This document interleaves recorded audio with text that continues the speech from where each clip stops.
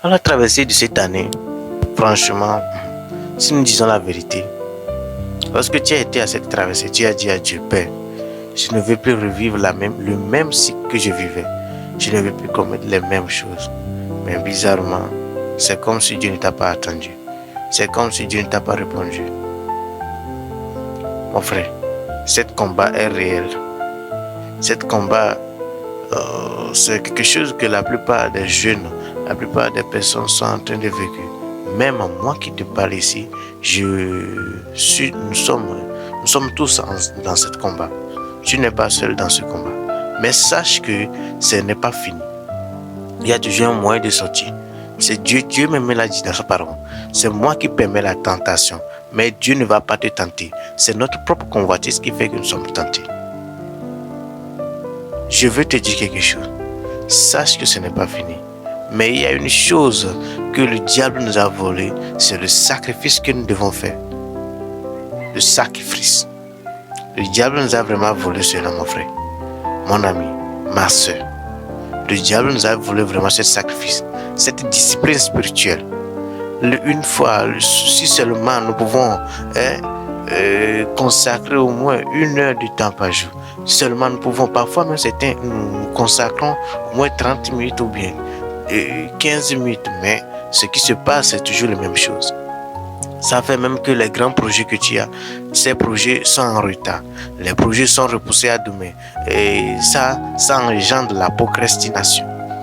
Franchement, c'est vrai, c'est difficile. Je ne veux pas te vendre une émotion. Je ne voudrais pas te dire que c'est quelque chose qui est normal. Mais je voudrais te dire que ce n'est pas fini. Ça peut toujours changer. Mais en faisant quoi? En adorant Dieu dans la sincérité, dans une endurance, dans une vie de violence. C'est-à-dire, ça ne veut pas dire violence de manière négative, mais une vie de violence positive. Cette même chose que tu veux arrêter. Tu prends la décision, tu vas à une séance, le Saint-Esprit se manifeste, toi-même tu as senti la présence de Dieu. Mais dès que tu reviens à la maison, la tentation monte. Tu ne sais plus comment faire, mon grand. Tu ne sais plus comment faire. Ici, moi, je ne te parle pas comme un youtubeur. Je parle parce que moi-même, j'ai vécu l'expérience. J'ai fait l'expérience, moi aussi. Je sais bien ce que ça fait, la culpabilité, ce que ça fait, ça crée sur notre mental. Je parle de cela. Mais, en tout, je veux te dire que ce n'est pas fini. Que ça peut changer. Que ta vie aussi, ta vie spirituelle, peut-être toi, tu ne manques pas de sous, tu ne manques pas d'autres choses. La seule chose que tu manques, c'est d'adorer Dieu en esprit et en vérité. Ce n'est pas d'adorer Dieu en surface pour que les gens voient, mais c'est vraiment avoir une intimité. Tu veux vraiment ce désir, mais tu n'arrives jamais à le faire. Je vais te dire quelque chose. Sache bien que je le dis et je le répète dans cette vidéo parce que je sais que ce mot doit changer quelque chose dans ta vie, doit changer quelque chose dans notre vie. Sache que ce n'est pas fini. Le secret que je voudrais que nous tous nous sachions ici. Je sais que tu l'as déjà à mettre face, toi-même fait des recherches et tu les as déjà appris et tu les connais. Et lorsque tu retombes dans les mêmes choses, tu savais que tu pouvais sortir. Mais tu ne sortais pas. Mais je te dis au nom puissant de Jésus, à partir de ce jour, cette puissance démoniaque, même si c'est pas une puissance démoniaque, bien ce champ du pensée, ce champ du bataille qui est la pensée, cette forteresse qui est notre pensée, qui nous terrorise, Père, qui nous terrorise au nom puissant de Jésus, ça va s'arrêter. Si tu crois, tu verras la gloire de Dieu. Déjà, ce que tu dois comprendre, tu l'as déjà compris. Si tu crois que Dieu t'a délivré, Dieu t'a délivré. Mais ça ne suffit pas. Il y a encore une action que toi-même tu dois poser. C'est d'être violent. Cette discipline spirituelle, tu dois l'appliquer à ta vie. C'est obligatoire, mon grand. C'est obligatoire, mon ami. Si tu ne l'appliques pas à ta vie, ça ne sera jamais possible que tu sors dans ce que tu es en train de vivre. Tu es en train de vivre. Franchement, je te dis, surtout s'il s'agit de péché, la plupart de ces choses Pour toi, peut-être, je ne sais pas trop, mais la plupart de ces choses qui nous empêchent aujourd'hui, ce sont des péchés sexuels. Nous n'allons pas le cacher, non. Nous n'allons pas le cacher. Les distractions, même si c'est un peu, même si c'est des vidéos short et d'autres là, ça nous empêche vraiment les vidéos short déjà qui n'honorent pas Dieu, ça nous empêche de grandir là. Ça nous empêche de grandir. Ces choses qui nous empêchent de grandir, ça nous empêche de grandir. Nous devons prendre une décision drastique, une décision systématique pour les empêcher. Parce que dès que tu as appris à Dieu, Dieu t'a déjà pardonné. Tu n'as pas besoin de te culpabiliser parce que Dieu lui est prêt à te reprendre. On vient juste de prier. Si tu crois, tu verras la gloire de Dieu.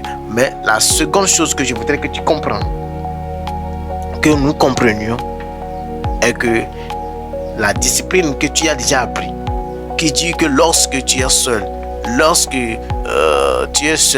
faut pas avoir ton écran, faut pas prendre ton téléphone sans avoir un objectif, sans avoir une but principale pour l'utiliser. Il faut, lorsque la tentation vient, il faut quitter la chambre où tu es, il faut quitter le lieu où tu es. Il va habiter parmi les hommes, il va habiter là où il y a plusieurs personnes. Cette stratégie que tu as, mais tu n'arrives pas à l'appliquer. Je proclame au nom puissant de Jésus, Dieu nous délivre et il permet à ce que cette discipline, ces connaissances que nous avons, que nous n'arrivons pas à pratiquer, que nous les pratiquons au nom puissant de Jésus. Je ne suis pas là comme un prédicateur, je suis là comme un frère. Cette communauté, je l'ai créée. L'origine de cette communauté, je l'ai créée pour cela. Pour que nous les frères, nous les sœurs, nous puissions partager, nous puissions comprendre la parole de Dieu, nous puissions comprendre ce que nous sommes en train de vivre aujourd'hui dans le christianisme. Parce que franchement, nous disions que nous sommes des chrétiens, mais nos vies chrétiennes en réalité ne sont pas conformes à la parole de Dieu.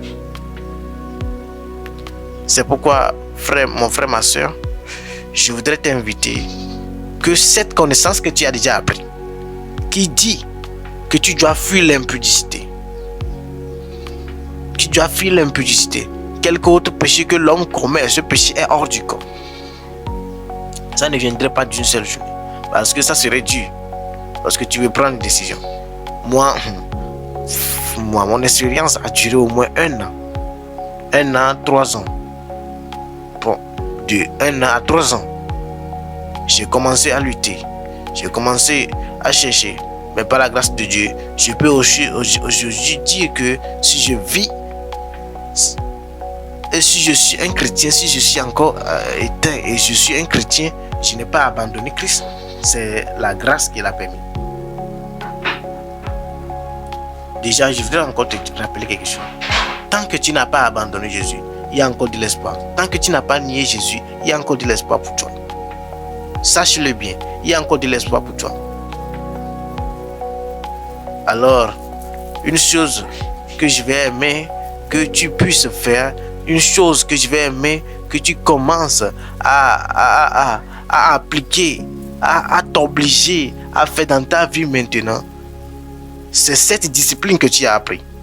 Aujourd'hui, il y a plusieurs moyens de faire des recherches, de connaître les plans de Dieu, de connaître la parole de Dieu.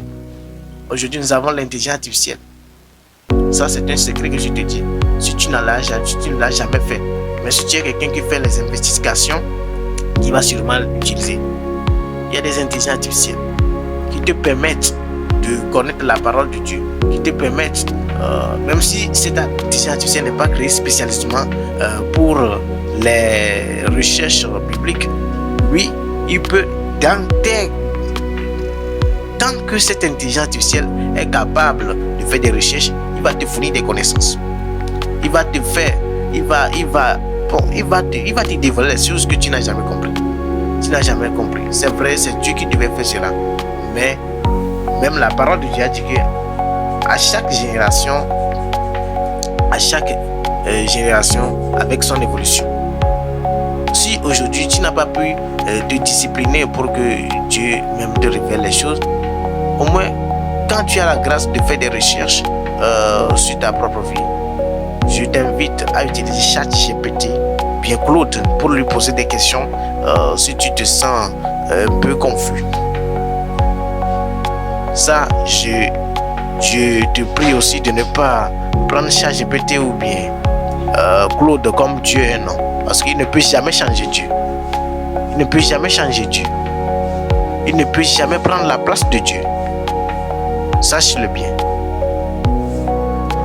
Sur ce, je voudrais te dire que ça ira et que Dieu est dedans.